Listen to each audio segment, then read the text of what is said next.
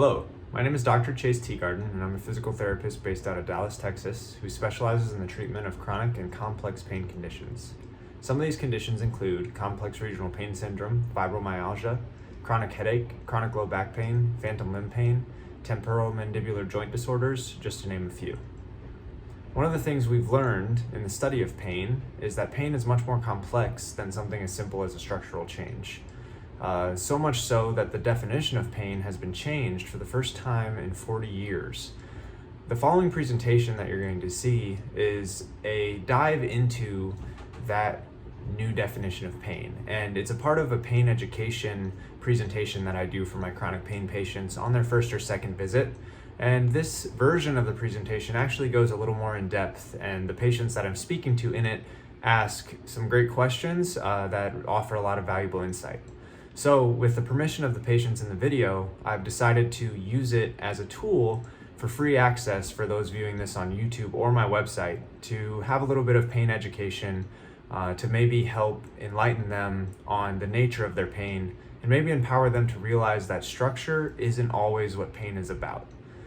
So I hope you enjoy, and if you stick around to the end, I'm going to suggest some books and things to dive a little bit further in. Thank you for watching. The new definition of pain is a sensory and emotional experience. Well, we know that. We know it hurts and it affects our emotions. It Yes. truly does. Yes, would you agree that pain is stressful? Well, I mean, I definitely would. he hurts so bad that he tells me, he said, I just hurt all over. I can't even tell you where I don't hurt. Yeah. You know, Yeah, so you both... and it affects, how he feels Absolutely. outside too. Yeah. So you both have been through it and are going through it, and I think that hopefully this is helpful. So, like I said, pain, as you agree, is a sensory and emotional experience that is related to or mimicking the relationship to actual or perceived tissue damage. And what that means, the importance of that statement and that definition is that pain being sensory and emotional and an experience, but then also being related to or mimicking the relationship to, it means that pain does not always equal damage. And so I'm drawing on the board here, pain does not equal damage. Pain, a not equal sign, and then damage. A good example of this is something like a paper cut. It's very small, but it hurts quite a lot, right? Yeah. Another good example is something like, or probably one of the best examples is phantom limb pain. Have you heard of that? I have, where they cut the limb off and it still hurts. Yes. He's heard of it too. So they have no leg, no foot, but it still hurts, and they don't feel the pain on that end, the part where it was cut off. Sometimes they do, but in phantom limb pain, they feel it in the foot that's actually not there. So there's no tissue at all there, and it's still painful. And then probably another great example is something like fibromyalgia. Widespread pain all over the body, but no autopsy has ever shown any structural damage to any parts of the body where there's pain. So if we're clear on that, pain is not equal to damage. Does damage maybe contribute in some ways? Yes, but not all the time, as we've seen with those examples. So, and draw a graph here. And what I'd like you to do is I want you to pick apart an area on your body, or just think of an area on your body where you've never had pain. A lot of my patients pick, a left elbow, a right earlobe, something like that. All right, you got one? Yeah. Okay, you got one? I guess. Okay, so let's think of whatever your example is, but my example I'm just gonna pick a left elbow, okay? So, if you were here right now, and I kicked you in the left elbow, two things would happen. One, lots of paperwork, I'd probably get fired. And then the second one is that your body would send a signal up from your left elbow to the brain. And it used to be believed that this signal was a pain signal, but that's not actually the truth. This signal is a danger signal. And what I mean by that is there's a signal sent up where the brain's saying, I'm in danger, or this could be dangerous from your elbow. And the brain, as the signal gets up there, scrutinizes everything around. It scrutinizes the environment, it scrutinizes the chemical balance in the body, everything. And it decides, is pain of use? And if it is of use, then it outputs that pain. And then after time, as the elbow heals, it goes back down to this resting level without pain. And on the screen right now, or on the whiteboard right now, there's a chart, and it essentially shows that input of the left elbow in the graph, it going up to the threshold where it could be painful, and then it coming back down after it heals normally. But unfortunately for yourself, and yourself, and 1/3 of everyone in the world, your body has become sensitized. And what that means is your resting threshold before there's a signal sent up and passing that threshold and creating pain is much higher than the average person. And how do I know this? Well, you both have, well, I've heard a little bit of your history, Mike, but then also you've told me just by the things that you've been through and all these types of things. And I'm going to go through why your systems became sensitized right after this. So this is a process. When you have this much higher or lower threshold here, this is a process called sensitization. So basically just becoming sensitized. So what contributes to this sensitization? Well, there's a couple of different things. There's peripheral, which are factors outside of the central nervous system in the body, and then there's central, which is brain and spinal cord related. So we'll start with the peripheral. Peripheral factors, there's 3 of them. The first one is an injury. So I understand that you had a plane crash and some different things that, caused some injuries. Am I correct? That's right. All right, and you've had some things that developed or anything like that that would cause some disruption in the body or injury like that, right? Yeah. So injuries, the thing that we know about injuries for a fact is all injuries heal. All injuries heal 100% of the time. Even with the tumor that you have right now, you said it's managed to shrink a little bit, and there's things that are changing in that way. The body's pretty miraculous in that way, and so over time. But let me stop you right there. Sure. He's got 8 discs that are messed up, and Oh, 5 yeah. of them are bulging. Oh, yeah. Do you think that's healed? I think it's, and I'm going to get to that, the structural relationship. Okay. I don't, and I'll just say it now, discs, and I have the research to show it, do not cause pain. They can contribute, maybe, but if I took, you're 74, Mike? Yes. So if I took 100 people who are 74, I just drove a bus around and picked up all the 74-year-olds I could find and brought them to an MRI center. 84% of them would have multiple bulging, herniated discs, arthritis, you name it, they got it. But guess what? The people that I picked up, those 100 people, I only picked up people who don't have pain. And the thing about that is that there's much more to pain than we're commonly told in medicine. And I'm going to keep going with the presentation, and I'm sure that hearing that is something that there's a lot of questions spinning around in your head, but bear with me, okay? Okay. All right. Here. All right, perfect. Mike is smart. He can reason. He'll listen to you. Awesome, I love it. Okay, so injury can contribute. All tissues heal. All tissues heal. Okay, so you sprain an ankle, eventually it's going to heal. It's going to heal whether you see me or not, the ankle, but seeing me can help with that process, right? Okay, so that's the first one. The second one is movement and posture. And there's a lot of PTs, I'm sure if you've ever been to physical therapy or anything like that, that'll say, oh, posture this, posture that, sit up nice and straight, do this kind of stuff. Well, I tend to disagree a little bit, and I tend to disagree with PTs on a lot of things, and I am a PT. But posture, I don't believe in anything like a good or bad posture. I think that the idea with posture is we just need to be in a position we're not in all the time, so just keep moving. You know, I have ballerinas that come in as patients and they sit pristine and they're in plenty of pain.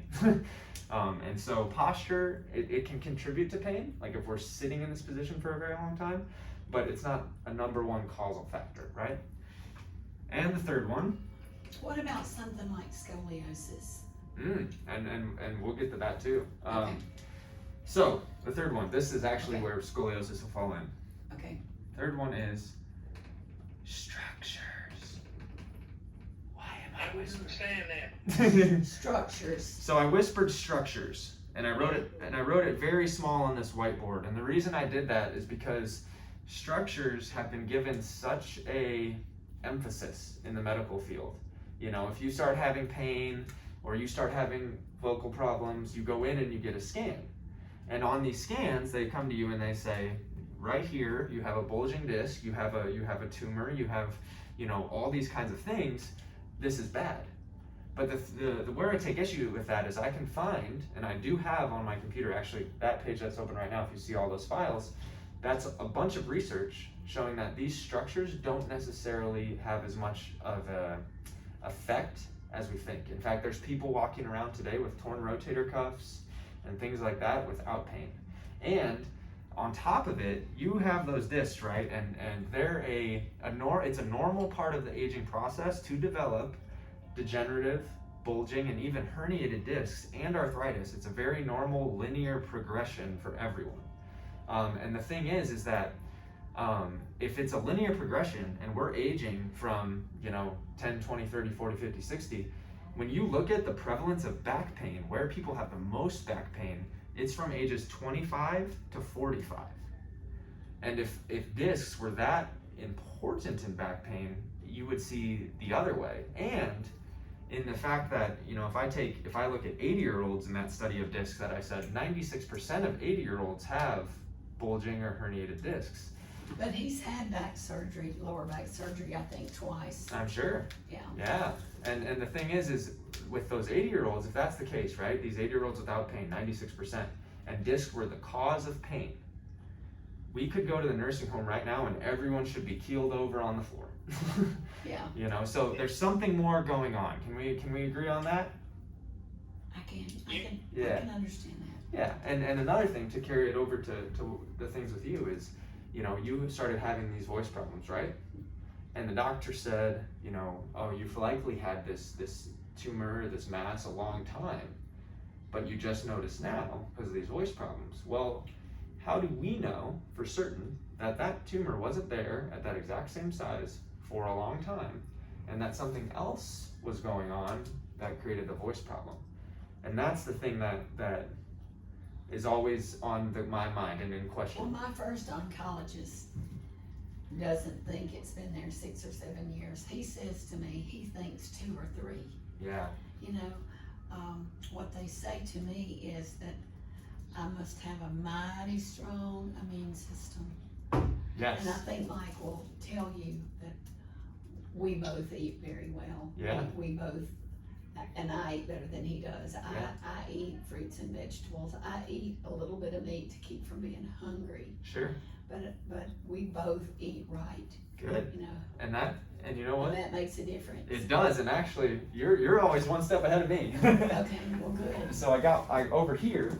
I'm gonna go like this, and I'll reach. Okay, so Mike, we've covered the peripheral factors. That's injury, all tissues heal, movement and posture. There's no such thing as a bad posture or good posture. We just need to be moving. And then structures, which I whispered. And we've kind of established a little bit that structures aren't the full picture. They aren't the full story, okay? So I'm gonna move over to the central factors now. And there's 3 factors in the central category. All right, so the first one, medical factors. So if you have, something like diabetes or certain medications you're taking or things in your body, that can obviously contribute to this sensitization process, right? It has an effect, but again, none of these things, even though they have some effect or less effect, are the full story. Okay, so I just got a phone call, so let me make sure this is still recording. It is, okay. So medical factors take place, and then just as you were talking about, the second one in the central factors is health and lifestyle. And so these are things like nutrition, and they're things like sleep, good sleep habits, that contribute to pain. But at the same, But his pain is so significant that it keeps him from resting. right, absolutely. So his body doesn't heal like it should. Yeah, So that's why he bought the bed. yeah, He's trying to find a way to get better. yeah. And I think you're on the right track, Mike. I think you're doing things to take care of yourself the best you can, and I think that, you know, I understand you're pretty far away, and we can do telehealth here. So if you're ever interested in seeing me, I have some things that can help you sleep that I can teach you over telehealth, you know, and so that's an option. Then you don't have to make that huge long drive. Okay, so the last one, and the last central factor. So for central factors, we have medical, health and lifestyle, and then the last one, which I believe is the most important, and I'm actually going to write it in another color. It is personal factors. And what I mean by that is there are things in our lives, you know, whether it's stress with work, stress with relationships, stress with, you know, just the day-to-day, and those kinds of things. There are emotions, there are losses of family members, there are significant life events. All of these things contribute to this sensitization of our system. A good example of this is, can you imagine if you stub your toe, right? But it's a Friday, it's sunny outside, you just got paid, you're going to meet your friends for some lunch at your favorite place, and you're walking out of the house and you stub your toe on the coffee table. It hurts a little bit, but you kind of brush it off, you say, silly coffee table, you know what I mean? And then you stub your toe, it's a Monday, it's raining outside, you got some bills you have to pay tomorrow, no one picked up your phone call, you were trying to catch up with some friends, you gotta go in and do some sort of task that you hate doing, but you gotta do it every week. And as you walk outside, or as you're walking out the door, you stub your toe on the coffee table. Would you agree that a toe stub hurts a little bit different than on that Friday? Yeah, I'll agree with that. Yeah, and so that's the thing. You could stub your toe in the same way, in the same spot, on the same coffee table, but it hurts different. And that's the big thing. There are other factors, those outside factors that the brain has to scrutinize. Another great example of this is if you step off a curb and you sprain your ankle, it hurts, right? Right. If you step off a curb and you sprain your ankle and there's a bus coming at you, that ankle better not hurt, right? That's right. You better get out of the way. Yes, and my question to a lot of people is why? And the two answers I usually get are, well, I had adrenaline pumping through my body. And you'd be right, you did have adrenaline pumping through your body, but adrenaline does not stop pain. If it did, it'd be mass produced and put out everywhere. But there's another time when adrenaline's pumping through your body, and that's during childbirth. And I've heard, I don't know from experience, but I've heard it's pretty painful. Yeah, you don't want to do it every day. Yeah, right. It's not something you come back to every day, It's right? so the outcome is so great that you get over it. But Right. you think about it before you want to go do it again. Absolutely.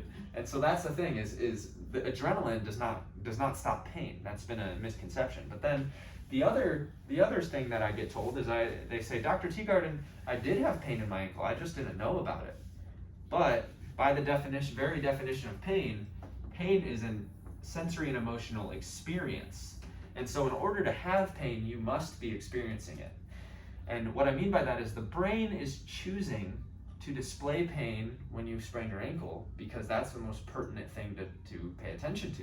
Well, I really see in my life that my brain can only acknowledge one pain at a time. Yes. You know, like my elbow, it hurts, you know.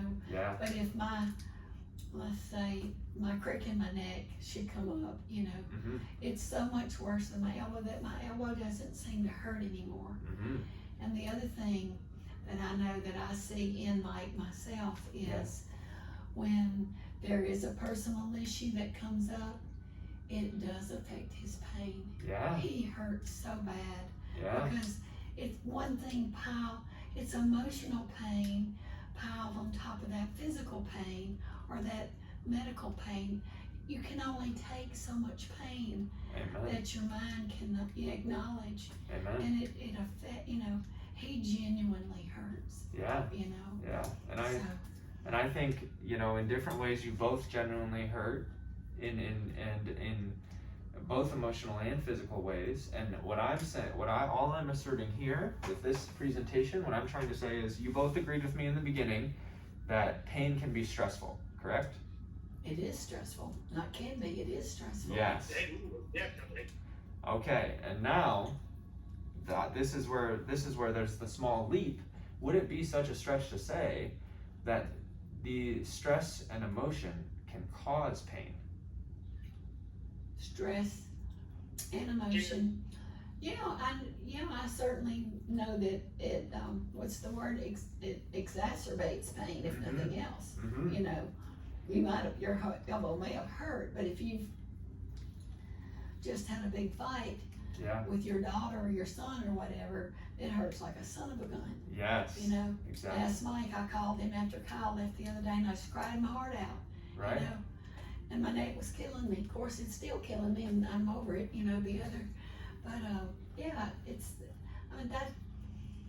none of this is new to me. Yeah. I really kind of know all this. Mm-hmm. Maybe I don't know to delineate it like you have, but Right. I've lived that. Right. I've lived that. Mike has too. He just may not have thought of it in that way. Right. But he has lived it. And that's the thing is we've all lived this in some form or another. For example, when you think of the term heartbreak or heartache, where do you feel it? In your chest. It's emotionally. Yes. It depends on where you carry your emotions, I'd say. Some Yes. people carry it in their hips. Exactly. Some people carry it in their heart. Exactly. Well, let's just go visit about this then. Yeah. You've come from a pain management clinic. Mm-hmm. Mike goes pain management every month. Mm-hmm. He takes hydrocodone, whatever Sure. is there, and it helps him. Sure. So, what about this makes that okay? What about this makes the pain meds Makes helping him? the medicine okay if there's something else that he could do, because he won't even take a fourth pill when he hurts like hell. Yeah. He'll say, I don't want to take that fourth pill. I'm going to wait until 3 o'clock to take this pill. Yeah. So what's the deal on that? Well, I certainly have my opinions on medication and things like that. I think that when you're taking it, you're doing the best you can to get by with what you're feeling, right? And so,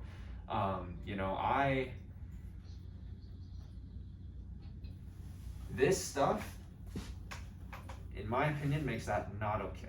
And not okay in the sense of what the typical medical community is doing, right?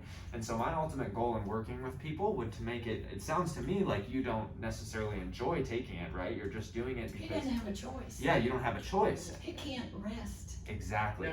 I don't want to take it. Yeah. And he'll look at me and he'll say I like, talk to my doctors at the pain clinic all the time about being addicted to it. I do not want to get addicted to it, and I have several times stopped taking it just to make sure that I wasn't addicted to it, and I'm not using it to get high or anything. Mm-hmm. I use it to function. Yeah. my mother always said if you have true pain medicine won't be addictive anyway. I don't know. My mother wasn't a doctor or anything, but I do know that Mike would like to move away from medicine if there's something we could physically do for him. Yeah. I mean, he just spent $4,000 on a bed trying to sleep. Yeah. He's hooking up a sauna today, trying to find something to kill pain. Mm-hmm. That's a lot of money in a short period of time, and he still hurts. Yeah. See, I'd really like to work with you, Mike. I've seen all kinds of patients with all kinds of pain, and I think the biggest thing, and the reason I'm even in this room, and the reason I used to be, before I decided on physical therapy, I was pre-dental, because my father's a dentist, but I suffered a back injury playing college football, and then the doctors said, oh, you have a herniated disc, you need to have surgery, and I had a surgery, and then about 8 months later I had another surgery, and then about 3 months later I got diagnosed with a condition called complex regional pain syndrome. And this is one of two conditions that they dub the suicide condition, because in complex regional pain syndrome, or the other condition trigeminal neuralgia, patients would rather end their life or cut off one of their own limbs. The face? Yep. Okay, I know a lady that's got that. And the thing is they don't know why people get this condition, and 70% of people never get out of pain. I was lucky enough to be one of the 30% that did, and it was by no help of any type of doctor. I figured it out myself, and then after that, I changed my major to pre-physical therapy. And the whole time I went through physical therapy school and learned all these things, I felt myself feeling angry, because I thought to myself, none of these things that I'm being taught are going to help me. And then finally, I got to one of my clinical rotations in a pain management clinic, and I had my first CRPS patient, and after he left, my clinical instructor saw that I was very emotional, and I was tearing up, and I was trying to talk, but I couldn't say anything. And he said to me, he looked at me, and he said, put his hand on my shoulder, and he said, "What are you feeling?" And I said, "Grief."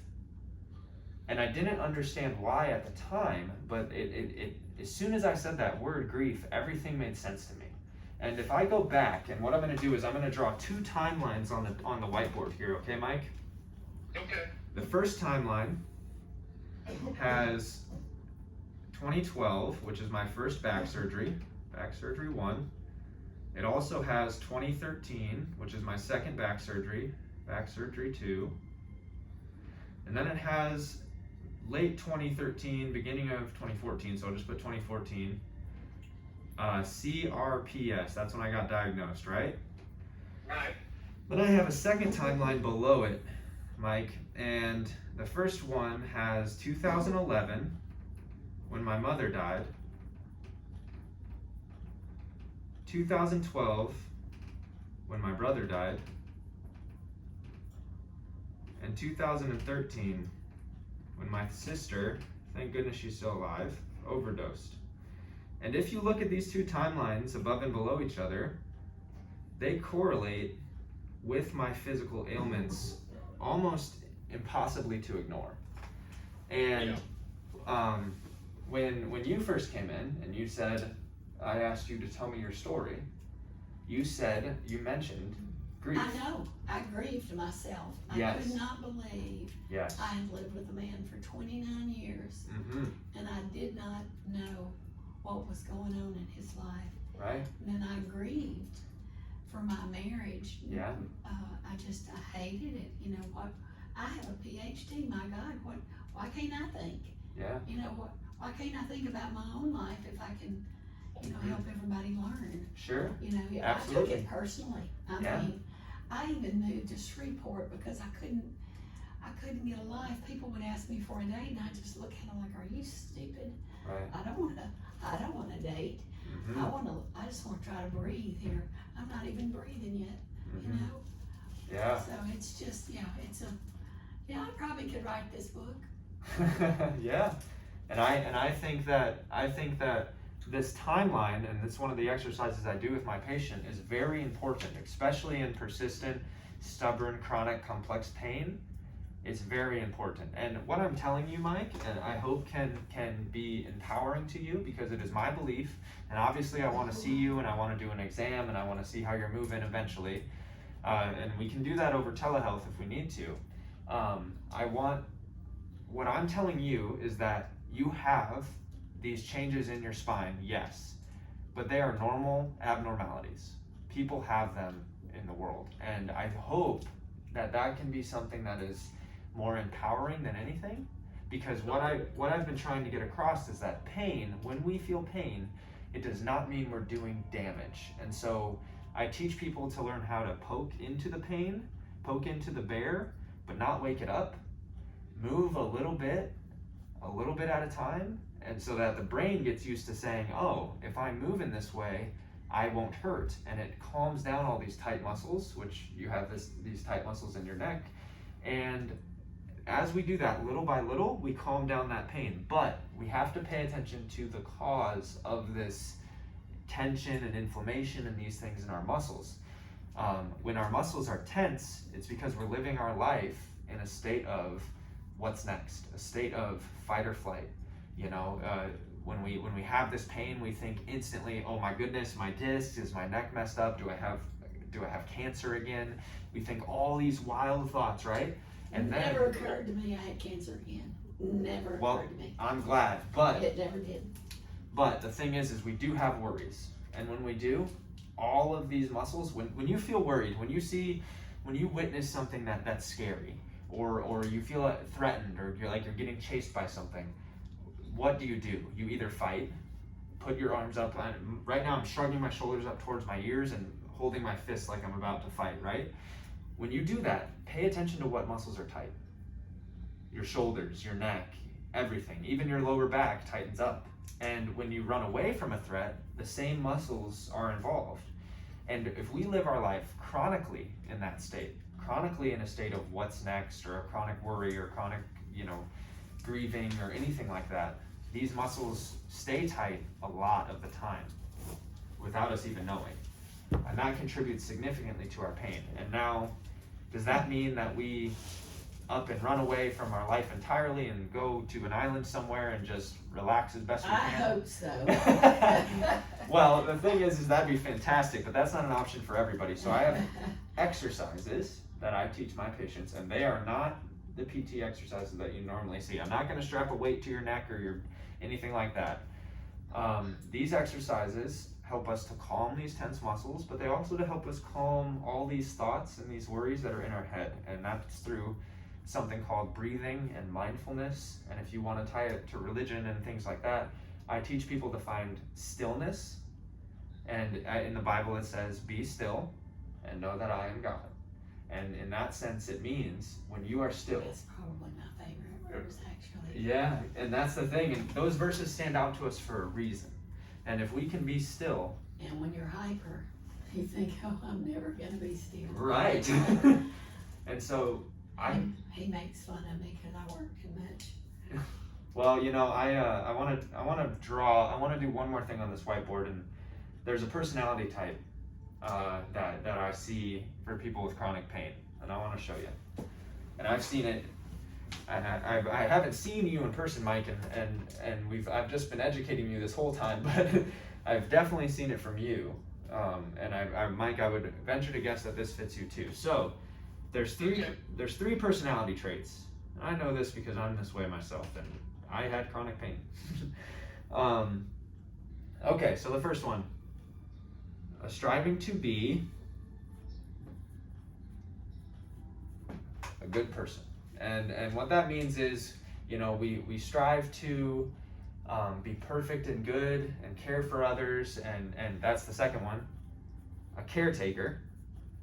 Someone who caretakes so much for others that they put themselves last, and sometimes it's at the detriment of themselves. I found it very interesting, Mike, that when we started talking about her pain, the first thing she said was, Mike, he's in pain, he should hear this too. And I worry about everybody.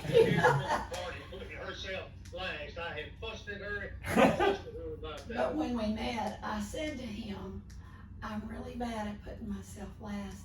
Help me put myself Not really last. bad, she is horrible.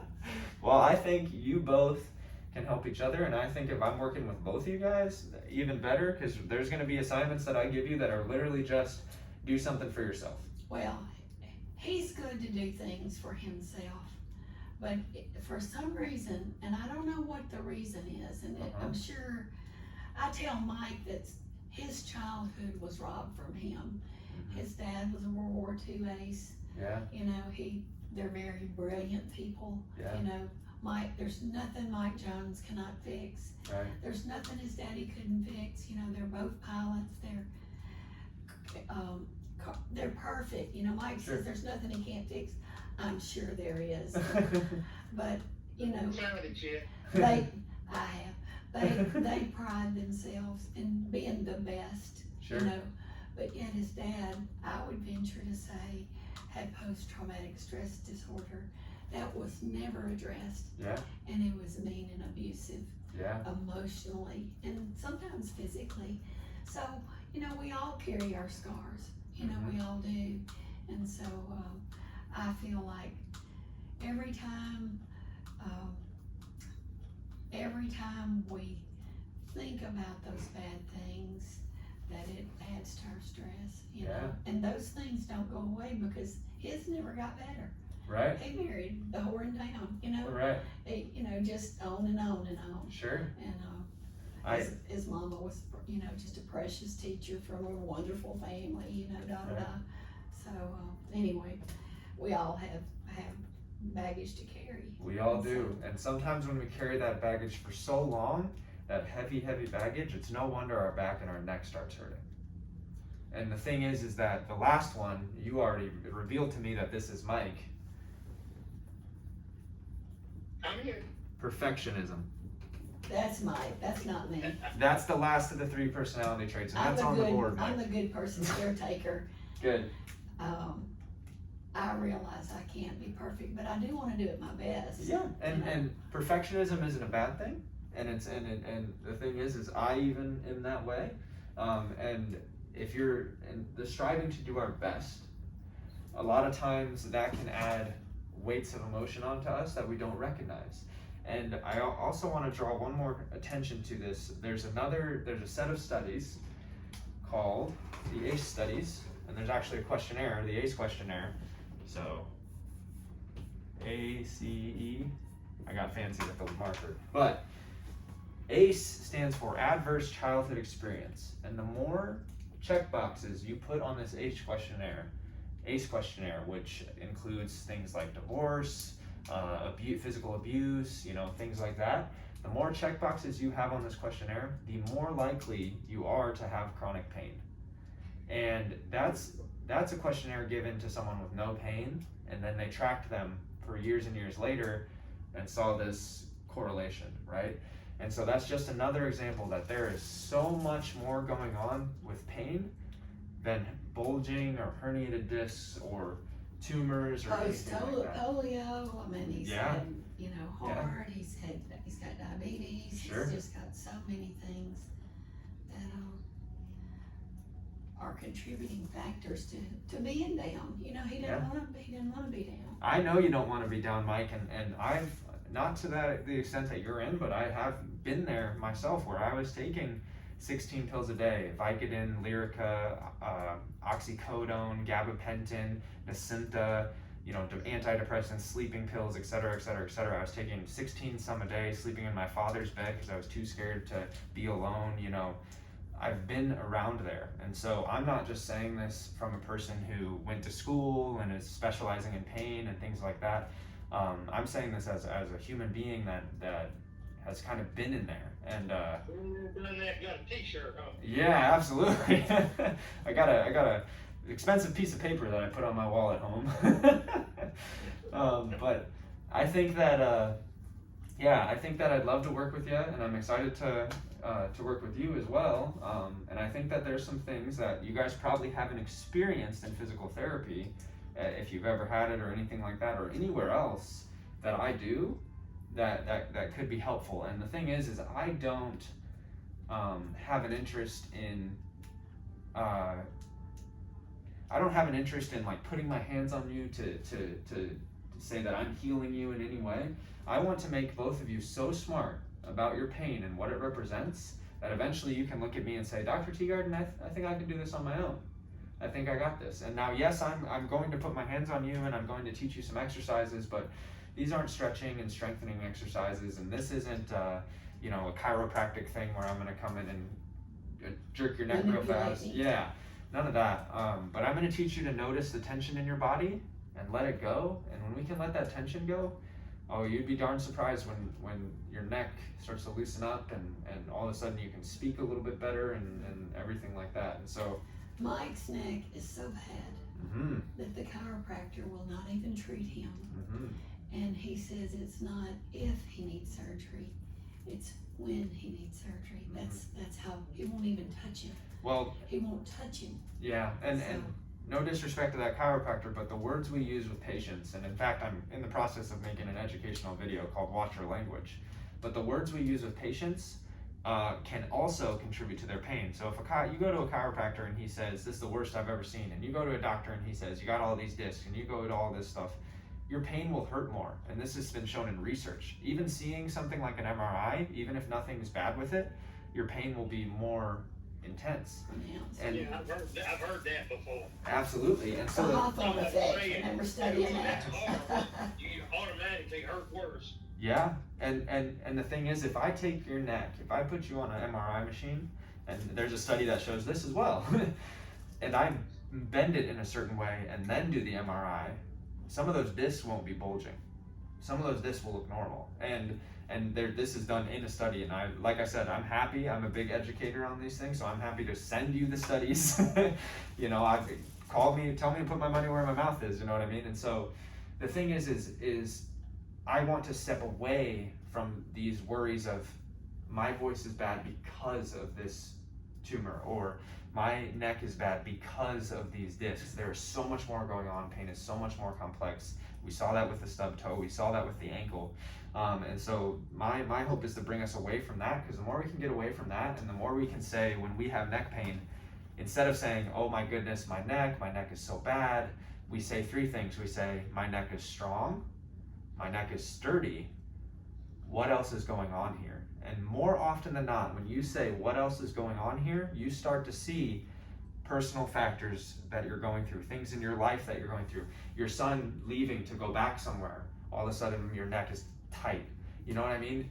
Those types. He was a real jerk before he left, was what the deal was. Well, even more so, and exactly, and all of a sudden your neck is tight, and we don't know why. We say, oh, maybe we slept wrong, or maybe this, but we forget that these emotions can show up, and it depends on where we carry our emotions. Exactly, you said that.